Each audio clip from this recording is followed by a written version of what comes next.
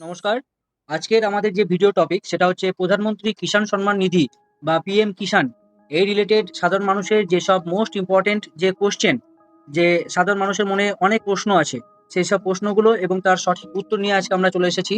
প্রশ্নগুলো যেগুলো মেন প্রশ্ন, যেগুলো নিয়ে আজকে আমরা আলোচনা করব, তোমাদের সামনে তুলে ধরছি।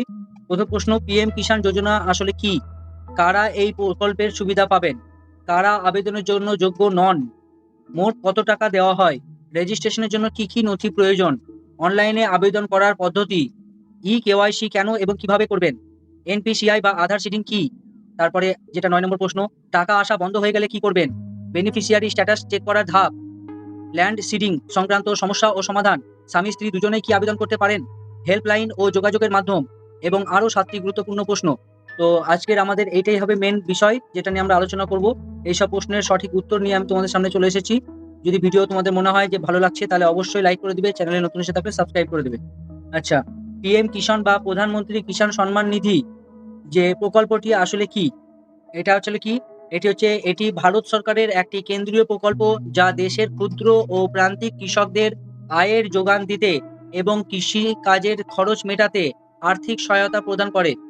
সরাসরি ব্যাংক অ্যাকাউন্টে বা ডিবিটি দ্বারা টাকা পাঠানো হয়। কি আছে? সরাসরি সহায়তা, ব্যাংক ট্রান্সফার, যেটা সরাসরি সহায়তা করা হচ্ছে, ব্যাংকে ট্রান্সফার করা হয় এবং আর্থিক নিরাপত্তা পাওয়া যায়। আর কি আছে? কারা এই প্রকল্পের সুবিধা পাবেন? যোগ্য কৃষক, ক্ষুদ্র ও প্রান্তিক কৃষক পরিবার, যাদের নিজস্ব নামে চাষযোগ্য জমি আছে, সর্বাধিক ২ হেক্টর বা প্রায় ৫ একর জমি আছে, ভারতীয় নাগরিক হতে হবে। যারা সুবিধা পাবেন না, মানে কারা সুবিধা পাবেন না? ইনকাম ট্যাক্স প্রদানকারী ব্যক্তি, অর্থাৎ যারা ইনকাম ট্যাক্স দেন, অর্থাৎ যারা মাসে ১,০০,০০০ টাকার উপরে ইনকাম করেন, তারাই আশা করছি সবাই ইনকাম ট্যাক্স দেন এবং তারা কেউই এটা সুবিধা পাবেন না। সরকারি চাকরিজীবী বা চাকরিতে যারা অবসরপ্রাপ্ত, অর্থাৎ যারা পেনশন পান বা যারা সরকারি চাকরি করেন, তারা কিন্তু এই আওতায় পড়ছেন না। ডাক্তার, ইঞ্জিনিয়ার, আইনজীবী বা সিএআই, এরা কিন্তু কেউ এই সুযোগটা পাবেন না। ১০,০০০ টাকার বেশি পেনশন পান এমন ব্যক্তিও কিন্তু এই সুযোগটা পাবেন না। টাকার পরিমাণ ও কিস্তি হিসাব, মানে কত টাকা দেওয়া হবে, কত কিস্তিতে দেওয়া হবে সবটা। টোটালে ৬,০০০ টাকা প্রতি বছর দেওয়া হয়। প্রথম কিস্তি এপ্রিল থেকে জুলাইয়ের মধ্যে দেওয়া হবে, যেটা হচ্ছে ২,০০০ টাকা। দ্বিতীয় কিস্তি আগস্ট থেকে নভেম্বরে ২,০০০ টাকা এবং তৃতীয় কিস্তি, যেটা ডিসেম্বর থেকে মার্চ মাসের মধ্যে দেওয়া হয়, ২,০০০ টাকা। অর্থাৎ এই ৩টে ২,০০০ টাকা মিলিয়ে ৬,০০০ টাকা দেওয়া হচ্ছে। আর কি আছে? আমাদের জন্য আবেদনের জন্য কি কি নথি লাগবে বা লাগে? আধার কার্ড। কিসের জন্য? না, তো সঠিক নাম ও জন্ম তারিখ সহ আধার যে বাধ্যতামূলক, এটা কিন্তু লাগবে। জমির খতিয়ান, চাষের জমির খতিয়ান বা পর্চা বা আর যেটা রেকর্ড, সেটা লাগবে। ব্যাংক পাসবই বা ব্যাংকের যে পাসবুক আছে সেটা। ডিবিটি ও আধার লিঙ্ক ব্যাংক অ্যাকাউন্ট, অর্থাৎ সিডিং থাকতে হবে, যেটা ডিবিটি এখন ডাইরেক্ট বেনিফিশিয়ারি ট্রান্সফার করবার জন্য। আর কি লাগছে? আধার কার্ডের সাথে লিঙ্ক থাকা সচল নাম্বার, অর্থাৎ মোবাইল নাম্বার লাগবে, যেটা আধার কার্ডের সাথে লিঙ্ক আছে। আচ্ছা, এরপরে আর কি দেখা যাচ্ছে? কিভাবে আবেদন করবেন? যারা আবেদন করতে চান তারা কিভাবে আবেদন করবেন? আপনি ২টি উপায়ে আবেদন করতে পারেন। নতুন আবেদনকারীদের জন্য পোর্টালে বিশেষ ব্যবস্থা রয়েছে। রেজিস্ট্রেশনের সময় আধার নাম্বার ও ব্যাংকের যে আইএফএসসি যেন সঠিক হয়। অনলাইনের যেটা সেলফ রেজিস্ট্রেশন, সেটা কিভাবে করবেন? pmkishan.gov.in, এটা হচ্ছে সরকারি পোর্টাল। এই পোর্টালে গিয়ে নিউ ফার্মার রেজিস্ট্রেশন, এই লিঙ্কে গিয়ে ক্লিক করতে হবে। নিজেই আবেদন করতে পারবেন।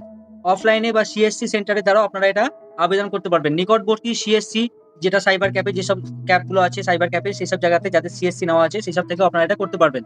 সিএসসি বা তথ্য মিত্র কেন্দ্রে গিয়ে সামান্য চার্জের বিনিময়ে আবেদন করুন। এটাতে সরকারি কোনো চার্জ লাগে না, কিন্তু যদি আপনারা সিএসসি সেন্টার থেকে করেন তাহলে সিএসসি সেন্টারে যেসব ব্যক্তিরাই আপনার কাজটা করে দিবে, তাদের যেটা একটা মিনিমাম চার্জ নিবে, সেই চার্জের বদলেও আপনারা কিন্তু এটাতে অনলাইনে আবেদন করতে পারেন। আর কি আছে? কেওয়াইসি, এটা কি এবং এটি কারা কি, বা এটা করা কি বাধ্যতামূলক? এটা কি করতেই হবে? হ্যাঁ, কেওয়াইসি করা সম্পূর্ণ বাধ্যতামূলক। আপনার পরিচয় যাচাই করা এটি একটি ডিজিটাল পদ্ধতি। কেওয়াইসি না করলে আগামী কিস্তির টাকা আপনার অ্যাকাউন্টে ঢুকবে না। অর্থাৎ কেওয়াইসি যদি না থাকে, তাহলে যদি আপনি যদি প্রথম কিস্তি বা সেকেন্ড কিস্তিতে আপনি পেয়েও থাকেন, তাহলে নেক্সট যে কিস্তিটা আপনার আসতে চলেছে সেটা যদি কেওয়াইসি না করা থাকে, তাহলে কিন্তু আপনার টাকাটা ঢুকবে না। বা যদি আপনারা একবারও যদি না পেয়ে থাকেন, তাহলে কিন্তু আপনাদেরকে অবশ্যই কেওয়াইসি করে রাখতে হবে, নয়তো কিন্তু কোনোবারই টাকা পাবেন না। বর্তমানে লক্ষ লক্ষ কৃষকের টাকা কেওয়াইসি না করার কারণে আটকে আছে। অর্থাৎ অনেকেই ভাবছে আমার তো টাকা প্রত্যেক মাসে প্রত্যেক যে এই যে লটে ঢুকে যায়, কিন্তু এবার কেন ঢুকছে না এখনো? কারণ আপনারা হয়তো দেখে নিন যে আপনাদের যে কেওয়াইসি সেটা হয়তো আপডেট করা নেই। সেটা ব্যাংকে গিয়ে আপনারা অবশ্যই কেওয়াইসিটা, যে আপনাদের যেটা আছে সেটা করে নিন। কেওয়াইসি করার যে সঠিক যে ধাপ, সেটা সহজ ধাপটা কি আছে, ওয়েবসাইটে যান, আধার নাম্বার দিন, ওটিপি ভেরিফাই করুন, সফল সম্পূর্ণ। আচ্ছা, কেওয়াইসি করার জন্য আপনাদেরকে ওয়েবসাইটে গেলেই হবে। ওয়েবসাইটে গিয়ে আধার নাম্বার দিতে হবে এবং ওটিপি ভেরিফিকেশন করে আপনারা এটা সফলভাবে এটা সম্পূর্ণ করতে পারেন। পদ্ধতি ১ নম্বর কি আছে? পদ্ধতি ১ ওটিপির মাধ্যম বাড়িতে বসে মোবাইল থেকে করুন। পদ্ধতি ২ বায়োমেট্রিক সিএসসি সেন্টারে গিয়ে আঙুলের ছাপ দিয়ে করুন। অথবা পদ্ধতি ৩ ফেস অথেন্টিকেট অর্থাৎ কি মোবাইল অ্যাপ দিয়ে মুখমণ্ডল স্ক্যান করেও করতে পারবেন। আর কি আছে? টাকা এসেছে কিনা বা স্ট্যাটাস কিভাবে বা কি তা কিভাবে জানবেন? অর্থাৎ আপনার স্ট্যাটাসটা কি আছে বা টাকা ঢুকেছে কিনা কিভাবে জানবেন? pmkishan.gov.in এই পোর্টালে যান। ফার্মার্স কর্নার থেকে নো ইওর স্ট্যাটাস এখানে ক্লিক করুন। রেজিস্ট্রেশন নাম্বার বা আধার নাম্বার দিন। গেট ডেটা বাটনে ক্লিক করুন। এখানে ক্লিক করলে কিন্তু আপনারা জানতে পেরে যাবেন। অনলাইন ট্র্যাকিং এর মাধ্যমে আপনারা সব কিস্তির বিবরণ এখান থেকে দেখতে পাবেন। কোনো কিস্তি আটকে থাকলে তার কারণও এখানে লেখা থাকবে। হয়তো কারো হয়তো ফার্স্ট কিস্তিটা সে পেয়েছে। এবার হয়তো সে সেকেন্ড কিস্তিটার জন্য ভাবছে যে ঢুকছে না কেন? সেখানে কিন্তু সেটাও লেখা থাকবে যে কিসের জন্য ঢুকছে না টাকা। বা থার্ড কিস্তি বা প্রথম কিস্তি যদি কোনোটা ঢুকতে আটকে আছে তাহলে সেটাও কিন্তু লেখা থাকবে। কারো যদি কেওয়াইসি ঠিকঠাক না থাকে তাহলে সেটাও লেখা থাকবে যে কেওয়াইসি আপডেট করার জন্য এখানে টাকাটা আটকে আছে। তার জন্য অবশ্যই আপনারা যে সরকারি যে ওয়েবসাইট আছে, ওয়েবসাইটে গিয়ে কিন্তু আপনারা ভিজিট করে নিন। ওয়েবসাইটের নাম কি বললাম? ওয়েবসাইট হচ্ছে pmkishan.gov.in এখান থেকে আপনারা চেক করতে পারবেন। আর কি আছে? এনপিসিআই বা আধার সিডিং এটা কি? এটি আপনার ব্যাংক অ্যাকাউন্টের সাথে আপনার আধার কার্ডের একটি বিশেষ সংযোগ। আপনার ব্যাংক অ্যাকাউন্ট যদি আধার লিঙ্ক বা ডিবিটি বা ডাইরেক্ট বেনিফিট ট্রান্সফার এনেবল না হয় তবে সরকারি টাকা আপনার অ্যাকাউন্টে কিন্তু ঢুকবে না। এখন নতুন সরকার কিন্তু নিয়ম করে দিয়েছে যে সমস্ত টাকা ঢুকবার কথা আছে যেগুলো বিভিন্ন আপনার ভাতা থেকে শুরু করে এইসব যেসব প্রকল্প সবকিছুরই টাকা কিন্তু ডিবিটির মাধ্যমে আপনার ডাইরেক্ট বেনিফিট ট্রান্সফারের মাধ্যমে কিন্তু আপনার অ্যাকাউন্টে সরাসরি ঢুকবে।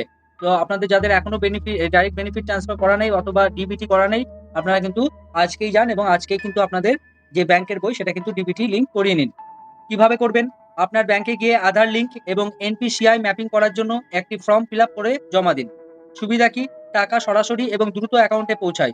কোনো মধ্যস্থ ভোগীর প্রয়োজন হয় না। অর্থাৎ কোনো যে কারো দ্বারা ঢুকবে সেরকম না, ডাইরেক্ট আপনার অ্যাকাউন্টে টাকাটা ঢুকে যাবে। টাকা কেন আটকে যেতে পারে? টাকা আটকে যাবার কয়েকটা কারণ থাকতে পারে। কেওয়াইসি সম্পূর্ণ না থাকা সবচেয়ে সাধারণ কারণ। আজই ভেরিফিকেশন করে নিন। আর কি আছে? ল্যান্ড সিডিং নো থাকা অর্থাৎ ল্যান্ড যদি সিডিং নাম্বার যদি না থাকে অর্থাৎ জমির খতিয়ান পোর্টালে ম্যাপ করা না থাকে তাহলেও টাকা আসবে না। আর কি আছে? আধার ব্যাংক লিঙ্ক সমস্যা যদি এনপিসিআই যে ডেমোগ্রাফিক ফেল হয়ে তাহলেও কিন্তু টাকা আটকে যাবে। অর্থাৎ যদি সিডিং ঠিকঠাক না করা থাকে তাহলেও কিন্তু টাকা আটকে যেতে পারে। ভুল আবেদন তথ্য নামের বানান বা ভুল আইএফএসসি কোড দেওয়া থাকলেও কিন্তু সমস্যা হয় অনেক সময়। এইসব কারণে কিন্তু টাকা আটকে যেতে পারে। গ্রামের বেনিফিশিয়ারি লিস্ট কিভাবে দেখবেন? আপনি নিজের গ্রামে কে টাকা পাচ্ছেন সেই তালিকা ঘরে বসেই দেখতে পাবেন। কিভাবে দেখতে পাবেন? প্রথমে ওয়েবসাইটে যান। সেখান থেকে গিয়ে যে বেনিফিশিয়ারি লিস্ট আছে সেটাকে ডাউনলোড করুন। রাজ্য, জেলা ও ব্লক নির্বাচন করুন এবং গ্রাম নির্বাচন করে গো রিপোর্ট এখানে ক্লিক করুন। অর্থাৎ আপনার ওয়েবসাইটে যাওয়ার পরে যে পিএম কিষাণ ওয়েবসাইটে যাওয়ার পরে বেনিফিশিয়ারি লিস্টে ক্লিক করতে হবে।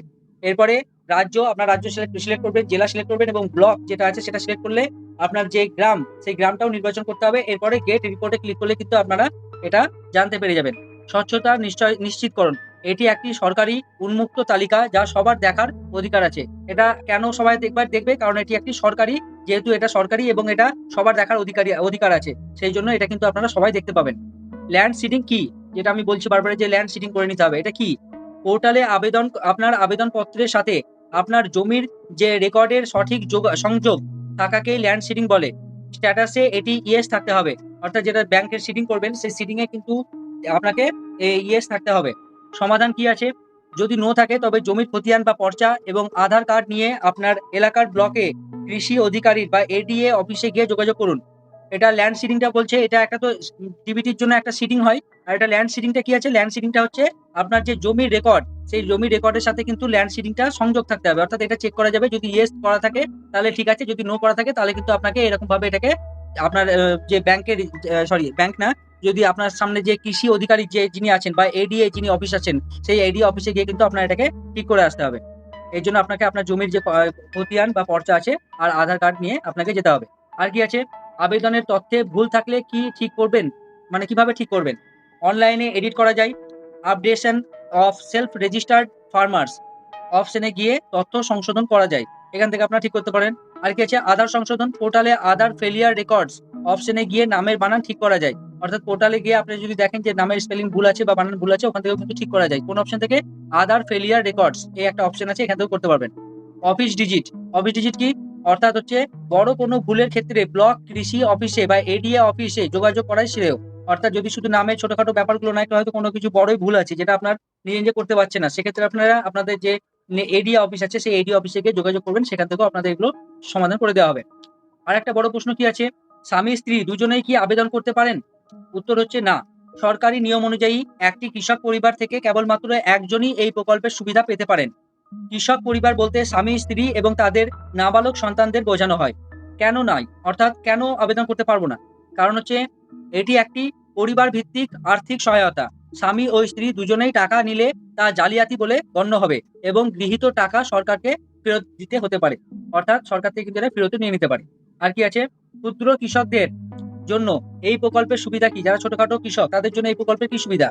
বীজ ও সার ক্রয়, অর্থাৎ চাষের শুরুতে যে প্রয়োজনীয় উপকরণ সেটা কেনার সহায়তা পাবে। আর কি আছে? ঋণমুক্ত, যে মহাজনদের কাছ থেকে উচ্চ সুদে ঋণ নেওয়ার প্রবণতা কমায়। অর্থাৎ যারা এসব কাজ করবার জন্য বা এই চাষের কাজ করবার জন্য মহাজনদের কাছ থেকে কিন্তু টাকা ধার নেয় বা ঋণ নেয়। তো সেই সেই ঋণটা যে সুদটা সেটা কিন্তু প্রচুর লেগে যায়। তো এখান থেকে নিলে আর সেই সুদটা অতটা লাগবে না। আর কি আছে? উন্নত জীবনমান, কৃষক পরিবারের আর্থিক যে স্থিতিশীলতা সেটা কিন্তু বৃদ্ধি পায়। আর কি আছে? যে কোনো সমস্যায় কোথায় যোগাযোগ করবেন? যদি কোনো রকমের সমস্যা হয় এছাড়াও, তাহলে কোথায় যোগাযোগ করবেন? হেল্পলাইন নাম্বার আছে, যেটা সরকারি হেল্পলাইন নাম্বার ১৫৫২৬১ বা 1800 11 5526। এই নাম্বার থেকে আপনারা কল করে হেল্প নিতে পারেন। এছাড়া ইমেল আছে pmkishan-ict@gov.in, এখানেও আপনারা ইমেল করতে পারেন অথবা পোর্টালে হেল্প ডেস্কে কমপ্লেইনও করতে পারেন। এইসব ভাবে আপনারা আপনাদের যে সমস্যা আছে সেটার জন্য যোগাযোগ করতে পারেন। টাকা আসেনি, এখন আপনি কি করবেন? যদি স্ট্যাটাস চেক করেন পেমেন্ট রিজেক্ট হয়েছে কি?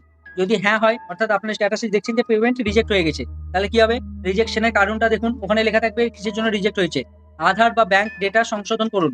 অর্থাৎ যদি দেখবেন যে কারণটাতে হয়তো আধার কার্ডের বা ব্যাংকের যদি কিছু সমস্যা হয়ে থাকে, তো সেই কারণে রিজেক্ট হয় অনেক সময়। তো সেগুলো লেখা থাকলে সেটাকে সমাধান করে নিন। তাহলে কিন্তু আর এই সমস্যাটা দেখা দিবে না। আর যদি না হয় তাহলে কি হবে? কিস্তি আসার তারিখ পর্যন্ত অপেক্ষা করুন। অথবা ই-কেওয়াইসি চেক করুন। যদি দেখেন যে স্ট্যাটাসে আপনার পেমেন্ট রিজেক্ট হয়নি কিন্তু তবুও টাকা ঢুকছে না, তাহলে কি করবেন? তাহলে একটু অপেক্ষা করুন, কারণ আপনার হয়তো এখনো নেক্সট কিস্তি আসবার আপনার এখনো সময় হয়নি, বা আপনার যে ই-কেওয়াইসি আছে সেটা একবার চেক করে নিন, দরকার পড়লে আপডেট করিয়ে নিন। আর কি আছে? টাকা পাওয়ার জন্য শেষ সময়ের চেকলিস্ট। শেষ সময়ের চেকলিস্ট কি আছে? ই-কেওয়াইসি স্ট্যাটাস সেটা ইয়েস থাকতে হবে। আর কি আছে? ল্যান্ড সিডিং ইয়েস থাকতে হবে। ব্যাংক আধার সিডিং অ্যাক্টিভ থাকতে হবে। পেমেন্ট মোড আধার হতে হবে। আর কি আছে? আধার ও ব্যাংক কার্ডের সাথে যে নামের বানান একই হতে হবে। তাহলে কিন্তু আপনার অ্যাকাউন্টে টাকা নিশ্চিতভাবে ঢুকে যাবে। এক নজরে পিএম কিষাণ ২০২৬ কি দেখা যাচ্ছে? ৳৬,০০০ বার্ষিক সহায়তা পাওয়া যাবে। ৯.৪৪ কোটি মানুষ উপকৃত কৃষক হবে। আচ্ছা, কৃষক মানে উপকৃত হবে। আর ই-কেওয়াইসি বাধ্যতামূলক যাচাই। ভারত সরকারের লক্ষ্য কৃষকের সমৃদ্ধি, দেশের অগ্রগতি। আর সেরকম কিছু নাই।